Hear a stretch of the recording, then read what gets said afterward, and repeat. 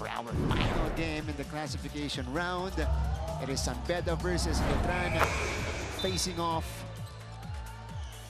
dito po sa dulo ng ating first round. Ball is up, game is underway. Letran will get the first crack at the basket here. Prince, it's going to be interesting how our teams will handle this situation. It's a no-bearing game, but it's a rivalry game. Yes, and kung makikita nyo yung parehas na grupo, no? First five ng Beda versus first five ng Letran, parehas sila ang nasa loob ng mga players. Doon yung mga pangdiinan nila. Ito yung lineup na nakikita mo pagdating dun sa mga last 2 minutes ng game. Kaya alam natin parehas kung ano talaga yung pinunta nila dito. Hindi siya no-bearing game for them. This is a rivalry game. This is gonna be a pride match. So, they're gonna take it seriously. And again, they're not just playing for themselves. They're playing for the entire alma mater ng parehas na school.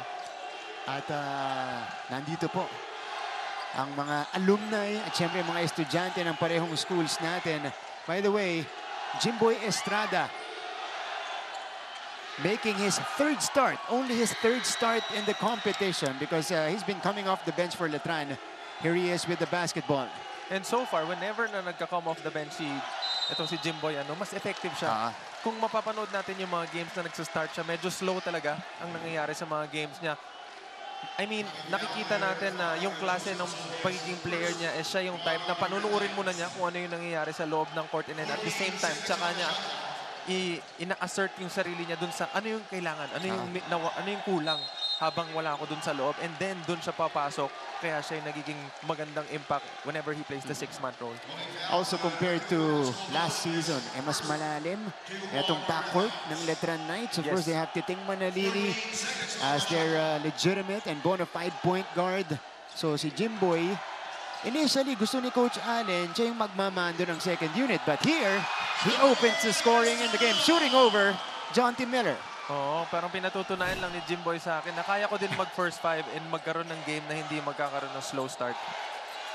Jimmy Reyes creating the separation, draws the first foul of the game. It's going to be against Estrada. And now we pass it on to our courtside reporter for the first time in the game. Let's hear it from Chantal Laude. Chantal? Magandang hapon, Martin and Chris. The energy is really high for today's rivalry game. But you know what? Whether rivalry game or not, whether no bearing or not, San Beda Red Lions treat all of their games the same. Yan ang nabanggit ni Assistant Coach Andre Santos. Each game for them is a blessing where they have to play hard to stay aligned with their goals. The only difference is that this time is an important springboard as they enter the playoffs. Hani pa nga niya, coming from a winning streak, they want to keep building and riding on their momentum. Speaking of winning streak, one of the top contributors, Brian Sahonia, will have to sit this game out due to sore ankles from playing too much minutes in their past games, as per Assistant Coach Andre. We will also not be seeing Jamel Puno, who is already almost recovered from his knee injury, and he hopes to be back for the playoffs. Yan muna, balik sa inyo. Maraming salamat, Chantal, as we see Jimboy Estrada finishes, and he finishes with the left hand. We hope to see both Jomel and Brian back for our quarterfinals para dito sa San Beda Red Lions. They will be big factors for them in the future as John T. Miller puts it up and in. But we have a player down. This is Joe Celso holding on to his face. Seems like he got hit in the face here. Hindi ko nakita yung pangyayari kasi nagkakaroon ng ng parang couple dun sa bola Ito yung crossover and the drive by John T. Miller, taking it strong to the basket. Battle for the rebound. It was Buensalida and Celso before the Miller basket. Oh, medyo nabagsakan lang ata. Pero parang hindi naman sinasadya dahil they both went for the ball. Oh yeah, he's bleeding. Oh. Tumama ata sa braces. So, sinisignal niya. Oo, natamaan siya. Natamaan siya. So, Joe Celso will proceed to the bench. Early entry para kay Bismarck Lina as we see here, Jomel Puno. That's MJ Vailoses on beside him. Rookie of the San Beda Red Lions. This is another angle of what happened between Buensalida and Celso. Ito. Boom. Yeah, it was the forearm. Dulo ng forearm ni Buensalida tumama sa mukha ni Celso. Pero again, if you're gonna watch that sequence, they were both really going for the ball. And makikita naman natin na hindi naman talaga na tingin itong si Buensalida kay Celso when it happened. So, we can conclude maybe na hindi siya intentional. Unintentional. Play continues. 5-4 lead for the Red Lions. Jimboy Estrada. Rainbow 3 is off. Culdora pulls it down. Here is Jimmy Reyes against Manalili. Reyes has been an eye-opener at the point position for San Beda in his first year after playing some D2 in the United States. Miller flips it out to Reyes. They swing it to the corner. Atake si Culdora. Culdora, the fourth shot, short. Miller, offensive rebound. No good on the putback. And here comes Letran. Manalili is on the move. Manalili up and in. Plus the foul for Titing. Manalili. This is the kind of aggressiveness ang inaabangan ng lahat ng manonood natin ngayon dito sa arena. Yung Letran, nag-uumpisa sila with a strong start galing kay Jimboy. And then now you can see Titing Manalili doing coast-to-coast battle all the way and getting the basket and a foul. He is in scoring mode here in the first quarter. Jonathan Manalili with yet another highlight in his very young collegiate career in the NCAA. Culdora. Reyes against Zambella with possession now. Jonty, too strong on the three, has been off the mark from the field so far. He's just warming up. But again, balikan lang natin yung offense nitong Letran kanina prior to this San Beda offense. I like what they're doing right now kasi ini-involve talaga nila yung big man nila sa ilalim na nagkakaroon ng cross screen and then taking away yung attention ng mga guards na dumidepensa dun sa may bola to give that space dito kila Jimboy and kila Titing. That's a beautiful setup job by Miller to Culdora underneath. So first 2 points for Culdora. This is Manalili. Jimboy searches. They get it to Gamad. He rattles home the free throw line jumper. See, that's what I was talking about. The flex screen underneath and then the pin down for the guard is opening up players. Kasi hindi nila pwedeng pabayaan lang yung big man na nasa ilalim. Pag natamaan yung screen kasi mau-open talaga. And Letran gets a stop on the other side. 8-7 lead for them. Manalili with contact again. This time it rolls out. Reyes has it. Jimmy.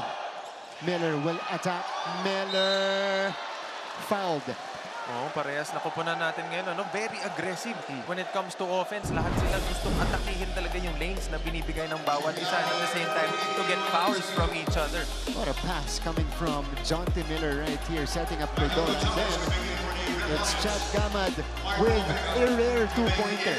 Yes. Kasi usually, nakatira sa labas. Beyond the arc ng laro nito ni Gamad, may mga games yan na pumupukol siya ng mga 2, 3, 4 na 3-pointers and lahat galing sa labas.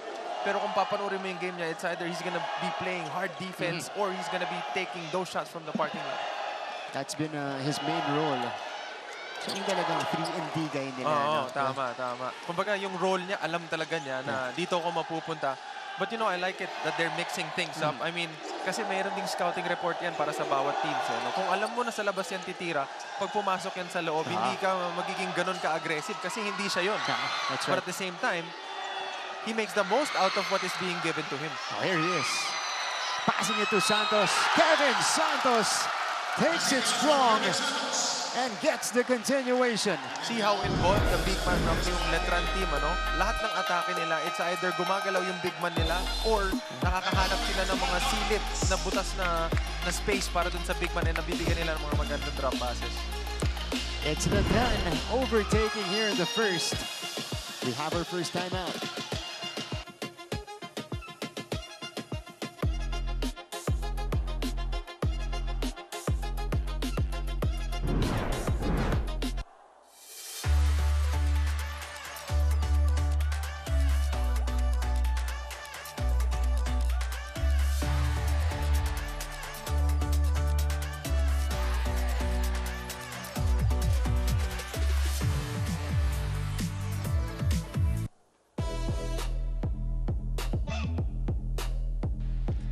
unavailable today. But of course, we have to still commend the performance of Brian Sajonia versus the EAC Generals. This is, you know, a breakout season for Brian, one that we expected ever since he announced his entry here in the lineup of the San Beda Red Lions. A season high for Brian against the Generals. No, from the 12 points per game average niya, no, umangat siya ng 26 points with additional 2 rebounds and 2 assists. And then, may isa pa siyang steal na additional with 30 minutes. So, makikita mo yung quality talaga na pinag-step up niya dun sa game na yun. Especially ngayon, napatapos na itong first round natin, no, classification natin. Papasok na, papunta dun sa play-in parts natin, ano? So, magandang sign yan para dito kay Brian sa koponan ng San Beda. Again, he'll take some time off, at least today. Hindi siya maglalaro to heal his ankle. Alongside Jomel Puno, naka-street clothes din si MJ Vailoses. Oh, and like what you said, diba, this is a non-bearing game. Yeah. Ano? So maybe they're thinking smart na wag na natin pilitin kasi manalo or matalo tayo dito, we're gonna still be the #1 in the bracket. So might as well get your rest in preparation for dun sa papasok pa na mas importanteng mga games. They will face the winner of LPU and San Sebastian in the play-in. Habang itong Letran, again, sliding down to #3 in Group B. And that means they will face an Arellano team with a twice-to-beat advantage. Not only that, finished the classification round on a 4-game winning streak. Oo, alam natin, yung Arellano, nag-struggle din yan during the first part of the classification, ano? Pero nakuha din nila yung pick nila just in time para umabot sila dun sa twice-to-beat advantage. And again, yun naman ang importante sa basketball. Yung first 3 quarters, okay, maglalaro kayo dyan. Pero yung huling quarter, dun ka dapat talaga pumukpok kasi yun ang magdedetermine kung mananalo ka or matatalo ka. And at the same time, dun sa classification, yung mga nasa dulo, yun yung mga kailangan mo talagang ipanalo, especially. And that's what Arellano did. They secured the twice-to-beat advantage during the latter part of the classification. They started 3-6 in the competition, finished 7-6. Reyes Gonzalez is now in the ball game. Agaw ni MDO. And Letran gets it back with the 2-point lead. Chance to compound on this advantage. Manalili. Lots of contact between Omega and Reyes. Si Reyes ang tatawagan ng foul. Fighting off the screen. Oh, and simpleng ball screen lang yan, ano, na tinatawag nitong Letran. Nakakakuha sila ng fouls and nakakuha sila ng looks na gusto nilang makuha, which napapagalaw nila yung depensa nitong San Beda. And para dito sa Letran Knights, #3 sila. So, maybe they're trying to find some momentum in this game, Prince. Tama. Para makuha rin ni Coach Allen yung tamang timpla ng mga players niya bago tayo pumasok sa susunod na round. I mean, what better way entering the play-in na ang tinalo mo is yung rivalry team. That's true. Malaking momentum boost, confidence boost. Yeah. Gonzalez, Penny is now in the ball game. Jonty Miller nails it from the corner. Napakaganda ng setup nitong ni Gonzalez para kay kay Penny, with that extra pass papunta ng corner. Opening up itong si Jonty Miller. That's gonna be one of the weapons of San Beda moving forward. Bitawan ni Santos, pero nilinis ni Mark Denver Omega. I mean, imagine having a Santos inside and then an Omega on the other side. Kung magbintis ka man, alam mong may isa ka pang Omega na aabang para dun sa rebound. Too strong for Miller. Manalili has it behind the back pass. Inside, outside. Letran still has it. And they will set things up. Jimboy backs up Omega. Inside, Gamad. Manalili. Balik kay Gamad from the corner. Got it. Beautiful play around by Letran. I mean, yan yung isa sa pinaka-perfect example na pag naging patient ka sa opensa, may makukuha kang maganda. And in that case, they got a wide open Gamad 3-pointer.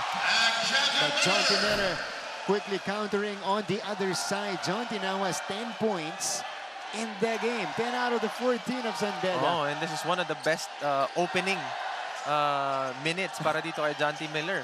I mean, he's only played 6 minutes and he has 10 points already for San Beda. And here he is, guarding Manalili. Manalili. Manalili! Nakalusot!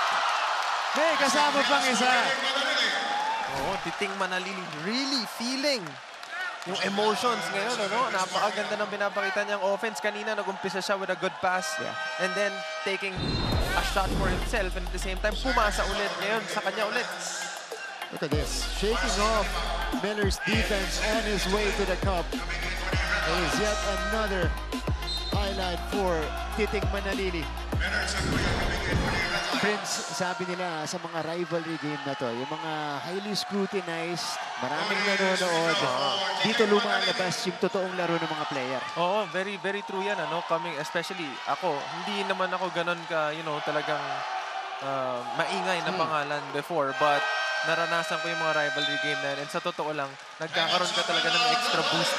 Meron kang extrang lakas na nakukuha when it comes to this kind of games. Dito, may extrang lakas ang Letran Knights sa ating first quarter. They lead it 21-14.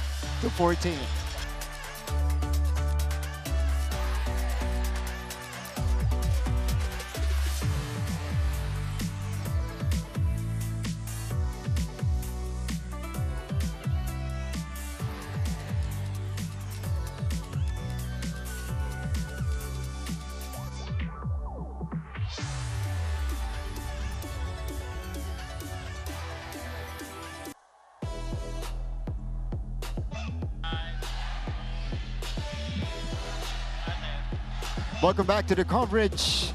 And that win against CAC. Lumabas yung tunay na laro ni June Roque. This is the June Roque that we know. Mythical 5 June Roque with 15 points against the EAC Generals. Oo, maaga pa lang ng season natin ngayon. Ano? Pinag-uusapan na natin yung June Roque na pangalan na yan. Na ito yung chance niya sa season na pinaka pwede siyang mag-boom and mag-grow as a player. No? Especially mayroon kang kakamping Titing Manalili na pwedeng hanapin ka anytime and mahahatak talaga yung mga defender to give you those open looks. Yeah. In a reduced role para dito sa Letran Knights in his first and only year suiting up for Colegio de San Juan de Letran. He is on the bench. He'll make his entry later on. Meantime, Kalimag alongside Songkuya, Etule, pumasok na para dito sa San Beda Red Lions. Sa kabila naman, si Cyrix Silorio, yung nasa sentro. How about this move by Manalili? Fumbles it initially, recovers, and then finishes at the cup. And the Stingray agrees. Oh, may approval, may nod of approval galing dito kay the Stingray. Ngayon na nagpakita yan, ha? Yung Stingray, ha? Oo. Of course, the Stingray, former member of our broadcast crew dito sa NCAA. I mean, if you have a mentor like Stingray ng Batak, di ba? I mean, ang dami mong pwedeng mapulot na moves galing dyan sa idol ko rin na yan. That's an NCAA champion, NCAA scoring champion din. Legend yan ng Letran. Legend, yeah. Meantime, Mark Denver Omega operating in the paint. Oh, making sure his presence is felt. Ito, libre-libre si Kalimag, pero mintes yung tira niya. Songkuya is disagreeing with the referee. Feeling niya, Letran ang nakahawak. Ito, si MDO continues to work here in the first frame. Starting to make a difference. Ito yung Denver Omega na kilala natin bago siya napunta ng Letran. Ano? Kasi dati yan talaga yung role niya eh. Kung meron kang hahanapin sa ilalim, siya na yun. Pero medyo nabawasan yung role niya dito dahil siguro ang dami ring players na pwedeng makagawa kung ano yung nagagawa niya na yun. Malalim kasi itong front court ng Letran Knights din. Estrada, heavily guarded by Gonzalez. It is stolen. Etule unable to pick it up. So Letran will have it with 3 seconds on their clock. No, that would have been a good momentum push para dito sa San Beda, no? Especially may 2 minutes 38 pa tayo na natitira sa first quarter and they are trailing by 11 points. 9 points. 9 points, yeah. 3 seconds on the shot clock. 3 seconds. MDO leads the way for Letran. 6 points off the bench in just 3.5 minutes of action. Estrada needs to heave. Estrada knocks it down. Oh, Letran is really feeling it. Napakaganda ng mga opensa na pumapasok para dito sa Letran. Ano? Yan yung nakukuha nila na positive galing dun sa pag-involve ng big man nila nung maaga. Kasi pati yung big man ng San Beda, iniisip, baka meron screen na paparating sa akin. Ngayon, hindi nila alam kung kailan sila i-help. You're right. You know, the big men of the Red Lions are heavily involved. Kanina pa, simula pa lang nung laro natin, especially on offense. What a pass! Oh! Man, we have to see the pass again. That alone is a highlight already. Hindi lang yung pass, pati yung tira. Pati yung tira. Parehas eh. Look at this, Jimboy with some sniping from long distance. 7 points for Jimboy. Pero itong Manalilio, Tignan mo yung pasa. Tignan mo rin yung finish. ganun din, pareho. Medyo baliktad lang yung naging pectus. Oo. You rarely see that happen. Actually, you don't see that happen. Oo, back-to-back spin cycles. So, Mark Denver Omega proceeds to the free throw line. He's been productive today. Alam mo, itong si MDO, kapag hindi siya foul trouble, ano siya, ang laking asset siya sa team. Oh, and again, very unusual para sa kanya na hindi siya nakakakuha agad ng fouls. But I'm really glad na ngayong rivalry match natin, maganda yung umpisa niya. Kasi ang tagal din natin pinag-usapan and inaantay na makita yung MDO na aggressive both on offense and on defense. And maybe, etong rivalry game na to, papasok ng play-in, dito natin siya makikita. Nalalabas talaga. He's had games na lumalabas yung laro niya but not consistently. Oo, kasi napipigilan ng fouls. I mean, if you're getting in foul trouble, eventually ilalabas at ilalabas ka talaga nito ni Coach Allen. And kung maganda nilalaro mo and makakakuha ka ng mga ganong klase ng foul, mapuputol. Mapuputol yung momentum mo and baka mapigilan yung pagtuloy-tuloy na magandang laro. Deo Quajao comes in for the first time. Usually a part of the starting unit. Now will spark the bench. Itong Letran. Kung etong si Jimboy Estrada, pistol sa perimeter. Okay. Pero paminsan-minsan lumolong range. Ito si Quajao, etong sniper. Sniper. Oo, kahit na gaano kalayo yan, bibitawan na yan. Kasi alam niya na meron siyang green light na anytime na mawaan ko yung bola and mag-decide ako na tumira from the outside, pwede ako tumira kasi masushoot ko yan eh. Specialty na para kay Deo Quajao. Penny Estacio. They count the second free throw, so 2 for 2. But Letran still ahead here by double figures. Ball pressure applied by the Red Lions. June Roque, his first touch of the basketball. Ito si Nap Montesilio. Quajao. 10 on the 24. Celorio. Look at the action from Letran. Oh! And it's broken by Montesilio. Roque misfires. You love the weaving action coming from the Letran Knights. Continuous until Montesilio broke into it. Oo, kasi eventually, merong magkakamali dun sa depensa. And in that case, nakuha niya yung opening dun sa gitna para mahanap yung wide open three-pointer. Hindi nga lang na-shoot, but that was a good offense. Ran perfectly by Letran. Penny running jumper is off.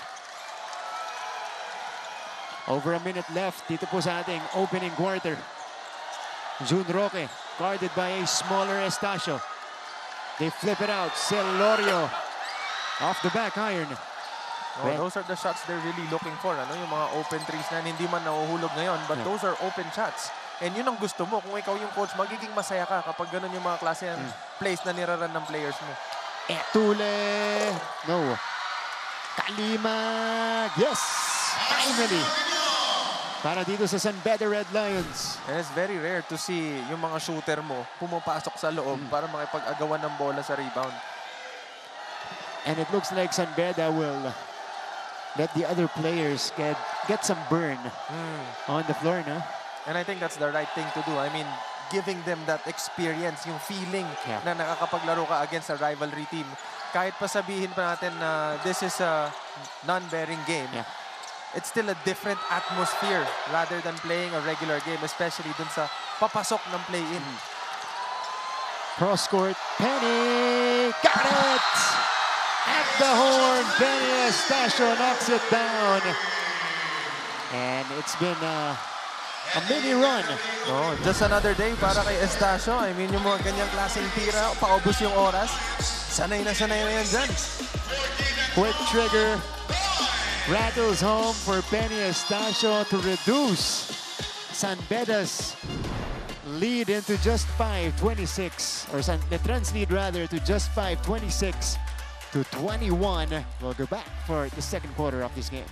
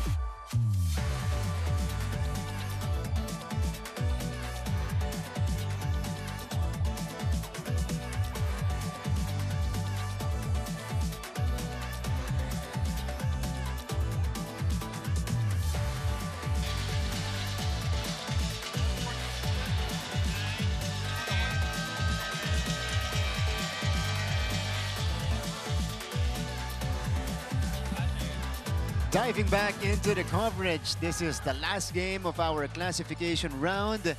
And we have a really good-sized crowd inside the Philo Center. Siyempre, San Beda kontra Letran. Diba? Abang-abang, rivalry game talagang dudumugin. And first quarter pa lang, sulit na yung binayad ng mga manonood natin dito. I mean, kumbaga kung pinunta mo dito rivalry match talaga ang pinapakita nitong dalawang koponan na to. Yeah. Intensity is up between these two teams. Kalimag rims out, and we begin the second quarter. Same lineups para sa magkabilang panig natin. Kung sa tumapo sa ating first frame, Nat Montesilio has the basketball. He's been the secondary point guard in the past few games, losing the rock. It's a 2-on-2 break, and Etule tried to slam it down, just missed it. But they get it back.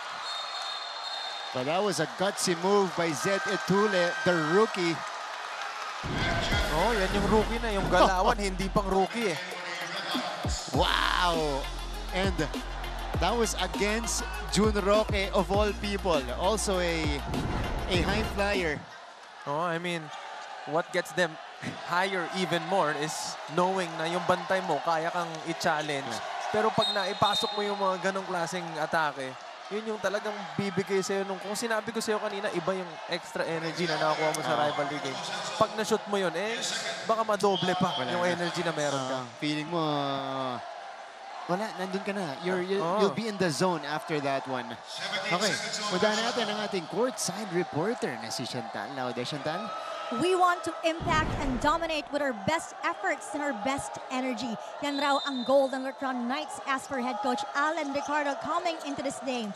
Ani nga niya, bawat daw na laro nila, they want to keep getting better. But the only difference now is that percentage that they are playing is at 100% physically. Pero it all boils down to the mind setting to emphasize the three main principles, which are purpose, impact, and consequence. Ani pa nga niya, this game may be a no-bearing, pero kailangan daw nila ito para makabuelo for the play-ins. Lastly, nabanggit nyo kanina, they really are feeling it, the Letran Knights, and this confidence nang gagaling raw yan sa kasabihan na matalo na sa lahat, wag lang sa San Beda. Martin and Prince? Maraming salamat, Chantal Laude. At mukhang yun ang pinangahawakan dito ng Letran Knights. You know, aside of course from their continuous preparation for the play-in, yun din yung isa sa mga motivation nila. Oh, and sa lahat ng rivalry game, maririnig mo to. Yung matalo na tayo sa lahat. Huwag lang dun sa rivalry team na kalaban natin. Kasi yan yung pride talaga na nagsasalita na. Kumbaga, ilalaban mo talaga kung ano yung pwede mong ilaban. Doesn't matter. And this is the perfect way, you know, to end itong ating classification matches. Yeah, and Letran has had an up and down season, so this will be a huge up for them going into the play if they do beat San Beda. And it's a bailout. That's a bailout call. I mean, if you have a John D. Miller holding the ball with seconds to play in the shot clock, you're really gonna have to double him. Yeah. Giving that opening para dito kay Etulie, ano, na nakakuha pa ng konting atake bago maubos yung oras. At may 2 shots pa. Yeah. Zed Etule. This is Kevin Santos. Checking back in. Zed Etule, 6'4" rookie from Aklan. Has been a key piece for the San Beda Red Lions, and he has solidified his role in the rotation. Oo, para siyang isa pa na Jomel Puno Yeah. na mas aggressive rebound na which gusto natin makita kay Jomel Puno. But in some cases, nakikita naman natin. Oh, yeah. And they always compare him to a younger Calvin Oftana. Oo. Pero nung bata si Calvin Oftana, nung rookie season niya, nako-compare naman siya kay JC Intal. Bago yun. So, yun ang progression as Roque nails the elbow jumper. Oo, sinubukan siya kanina dun sa pataasan ng talon. Eh, ang sagot ni Roque, meron muna akong mid-range. John T. Miller being hounded here by 2 defenders. Talagang sinusundan nila si Miller. Penny, 1 dribble pull-up. Celso comes up with it. And Joe Celso is back in the game after getting hurt in the first quarter. Yukian also checks back in. 13 seconds on the shot clock. Oo, kung mga ganong klaseng tama lang, yung may mga konting dugo, rivalry game, ilalaban mo yan. Oh, Celso wasn't expecting the pass. Look at Roque, zoom to the cup, no. And there's Nigel Gonzalez. Gonzalez is on the move. Miller catch and shoot. Too strong. And back the other way we go. It's a 6-point advantage for Letran. We are playing it fast in the second quarter. Kevin Santos takes it to the other side. Oo, nakuha niya yung napakagandang separation after nung 1 power dribble na yun. Tapos kinuha niya sa kabila. 30-22. Letran maintains control. John T. Miller rises and scores, plus the foul. So more aggression from a John T. Miller, who now has 12 points in the first half. And how about this move by Kevin Santos? He had the quickness advantage against Celso in that sequence. Oo, pero again, if you have Miller on the other side, hindi ka pwedeng humilk basta-basta eh. So yun ang ibibigay mo talaga. It's either a Santos reverse layup or a drop from bantay ni Miller, giving him that opportunity, di ba? And Miller completes the 3-point play. It's a 5-point game. San Beda creeping back up. Almost 3 minutes going by here in the second. Quahao.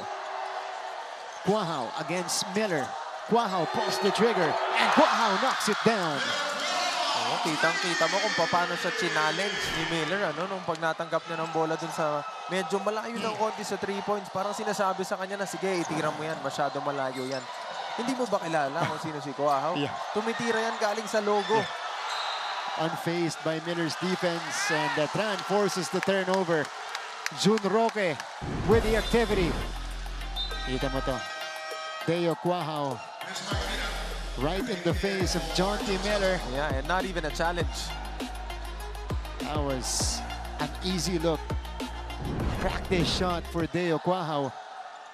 Be Smart Lina is in the game. Montesilio. Roque has it. Quahao. No. Rebound, ending up with Kalimag. RC. Reyes. Jimmy! Split the D and got the free lane. Parang napakadali para dito kay Reyes nung makuha niya yung open lane to the basket na yun. Uncontested layup. That's a nice move by Jimmy Reyes. Santos. Masyado malakas. Ito si Jonty Miller now. Back the other way we go. Miller takes it. Off to the right. Gets it back. And puts it back in. Parang naglalaro lang ng 21. Uh, Diba? Yung pagkatas mo tumira, hahabulin mo yung bola mo, pa-follow up mo. 15 na para dito kay Jonty Miller. Oh, they called the blocking foul to the dismay of the San Beda bench. This is against Jimmy Reyes. How about this? Reyes splitting the defense and then laying it up and in. Jonty Miller this time following up his own miss. San Beda slowly getting back into it.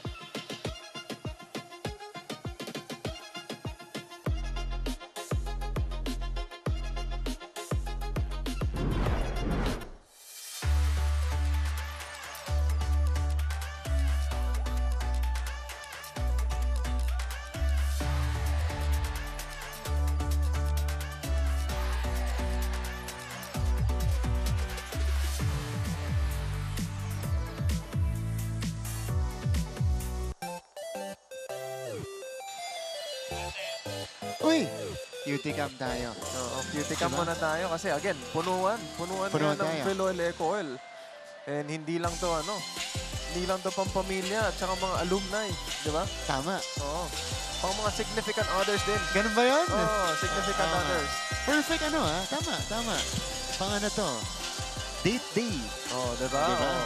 May mga bata pa tayo nakikita. Ano What pa? better way to start the youngins early? Correct. Di ba? Involved Oh. sa sports. Oh.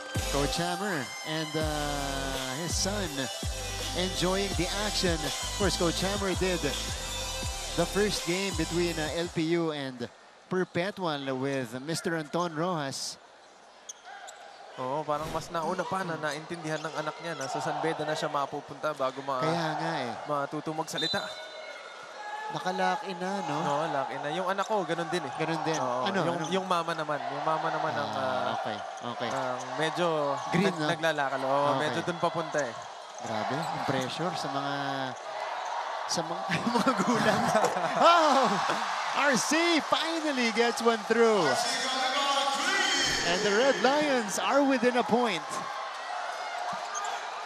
Climbing back from 12 points down. San Beda. Oh, they took it one possession at a time. Inunti-unti nila. Let's see how Letran will respond. It is with Manalili who is back in the game. 3 to shoot. Inside pass is picked off. Oh, nabasa Yeah. ni Cap yung yung gustong gawin ito ni Titing Manalili. Reyes, yes! San Beda takes over the lead. Jimmy Reyes with 7. Kababalik lang din ito ni Titing Manalili sa loob. It's been a while. Simula nung lumabas siya during the first quarter. And medyo nag-struggle. Makapag-run ng plays itong Letran. Straight away 3 is off. Papeño, one-handed rebound, and he gets the whistle. You know, That's you again. I like this guy. I mean, he's an undersized big. Guarding players that are way taller than him. But you can really see him inside. Working, banging with the other big guys and making sure he gets to his spot and makuha niya yung space na kailangan niya para sa mga offensive rebounds. I like the step-in 3 by Jimmy Reyes. By the way, this is now a 10-0 run for the San Beda Red Lions. They've outscored Letran 14-7 here in the second quarter to take back the lead. This is how good San Beda has been this season. The #1 team in what they call the group of death. Oo. And they're showing us why. And hindi pa masyado nakakahawak itong si Cap Yuki. Correct. Oh, stolen. And it's a walk in the park for Deo Cuau. Oh, and that's to stop the bleeding, Kung makikita natin, itong Letran, meron na silang press defense. Pati sila, pume-pressure na. RC. Masyado malakas. Quickly. But stolen by Kalimag. Wala lang ang bola sa kanya. So things are getting more interesting as we see this pickpocket by Deo Quahao on Jimmy Reyes. Steal and score. Quahao off the bench with 5 points. There's some contact here between Kalimag and Manalili. Another offensive foul, offensive screen para dito kay Santos. Offensive foul, number 4, Kevin Santos. So Kevin Santos will be whistled for this one. His second personal. Oo, parehas. Illegal screen. All players, please proceed to the shaded area. Okay. So we'll check yung collation ito ni Kalimag at ni Manalili. Okay, we're watching Titing and Kalimag both wearing number 13 jerseys. As you can see, makikita natin na meron siyang maliit na extra step para habulin talaga yung screen na patamain. And one of the tendencies yan ng bigs, kapag may mga nangyayaring screens, ang instruction sa bigs is to headhunt para to ensure na makakita ng open position yung teammate natin. And sometimes, pag masyado mo maaga ginamit yung screen, ang tendency niyan is madedelay. Madedelay yung big natin sa pag-set ng screen. So, hahabulin ng konti. Oo. And dun nangyayari yung mga offensive foul natin. And in this case, tinamaan itong si Kalimag dun sa huling step, resulting to an offensive foul. Pero again, let's see kung ano yung magiging findings ng mga referees natin dito. And they are reviewing the situation doon sa sequence na yun kanina. Kung ano yung tama na tawag para doon. Kasi dito sa nangyari, you're right. It was, again, Santos called for the offensive foul with Kalimag. Medyo natulak siya ni Santos. Dumiretso siya kay Manalili. Oo. Ang chinek yata nila doon kung meron ding extra na nangyari dito kay Kalimag papunta kay Titing Manalili. But in this case, wala ata silang nakita. So ibibigay nila yung bola para dito sa San Beda and magi-inbound sila ngayon. So still, Letran with the pressure. Kalimag hit a 3 earlier. But it's been a rough day from the outside for him. Jimmy Reyes. Yuken, back to Jimmy, back to Yuken. And it's good. First 2 points for Yuken Andrada. That was beautiful, After ng first screen, walang nangyari. Binalikan ni Yuki for another screen and a short roll. Nakuha niya yung spot na gusto niya, which is dun sa elbow. Isa yan sa mga spots ni Yuki, bago siya naging talagang outside shooter. Diyan siya kumukuha ng full shot ng mga maagang taon niya dito sa San Beda. That's an open look. The pocket jumper for Yuken Andrada, the short stab. And hindi lang siya. Isa yan sa mga specialty ng kuya niya. Oo, sa mga hindi nakakaalam. Si Yutien, naging teammate ko yun nung college. And isa yan sa mga talagang bread and butter ni Yutien. Maliban dun sa mga reverse, yung perimeter jumper, basic sa kanya. Pero yung reverse yung pinakatumata. Ayun talaga. Doon din ako natuto. Yeah. Reyes pulls the trigger. Couldn't find the target. And Kevin Santos initially wanted to make the long pass. Pero ito sa Manalili. Titing goes all the way!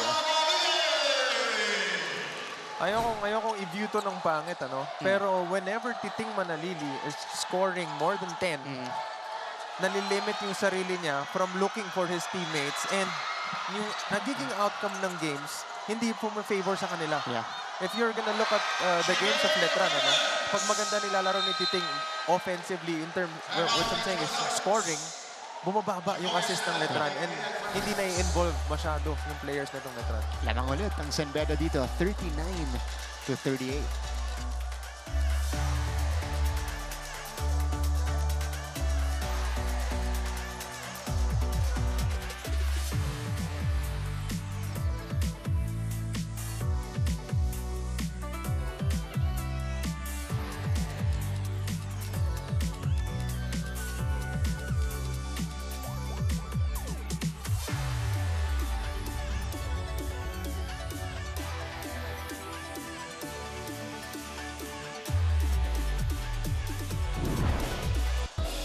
Ito si Jonathan Manalili. Got it straight to the cup. Lefty layup is good for Manalili, but quickly answered on the other side. Ayan, Manalili now very with 7 comfortable points. siya. Very comfortable siya attacking doon sa kaliwa. Kanina, kumuha rin siya ng dalawang basket na may kasamang foul. Papunta parehas ng kaliwa. Jimmy Reyes answering. A lot of contact. Got the bump, but still able to put up the shot. Oy, sorry. Yes. Nanonood yung mga Sino? OG, mga legend, mga OG. letranistas. Brent Paraiso. Nanonood. Oy! Brent Paraiso, si Louie, Champion yun, siyang galang. Yan. Si Tommy. Oh, Diba? diba? Nanonood yung mga yan.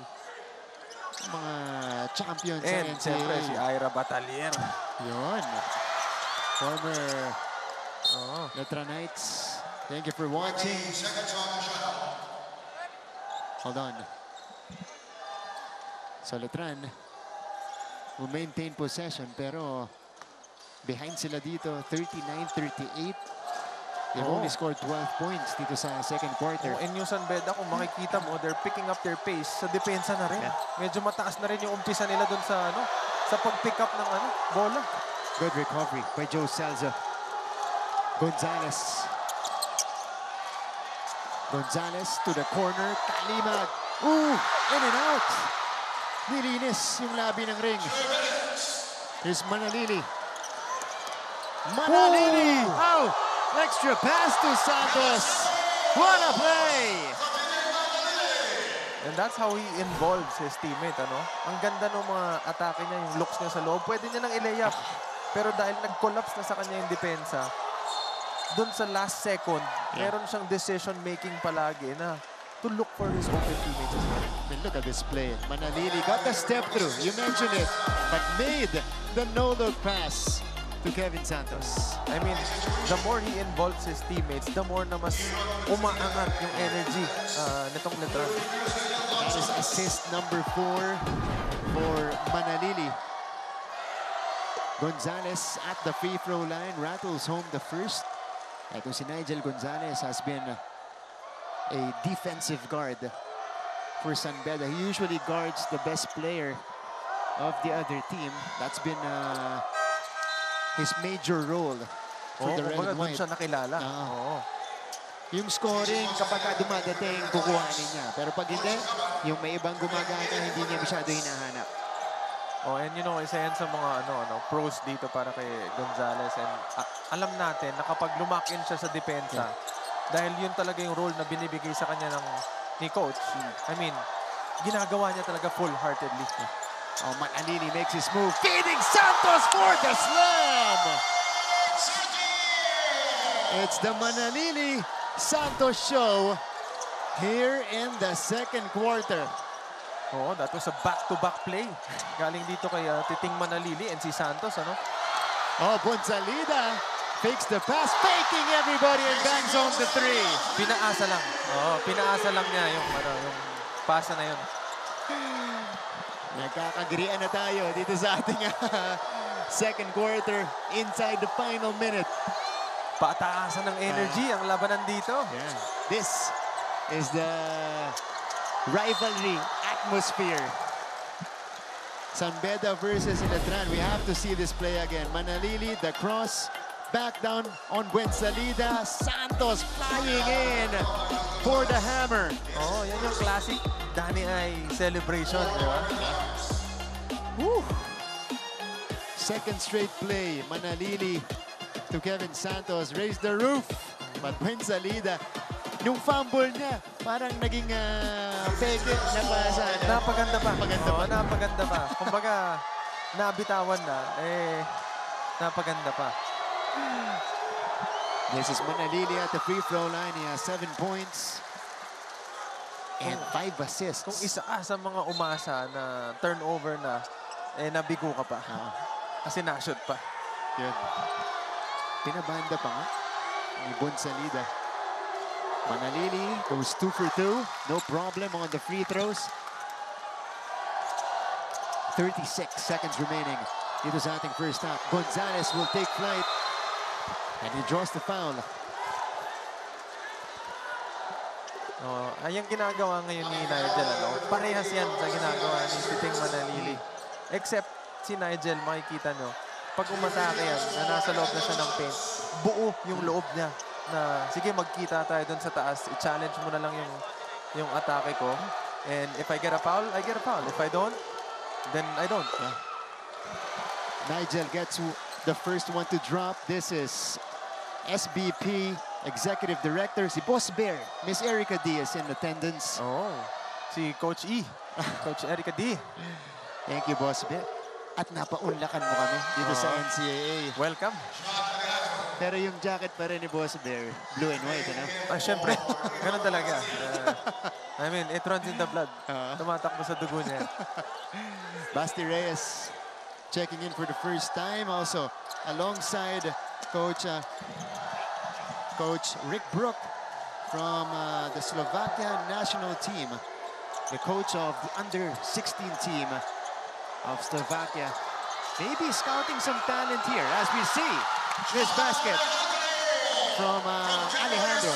Not Basti Reyes, Alejandro is in the ball game now for Letran. Beautiful offense ang pinapakita nitong Letran. Ever since pumasok itong si Titing Manalili, ang ganda ng ikot ng bola. Eugen Andrada. Again, the Red Lions in the quarter with a 3. Isa lang masasabi ko.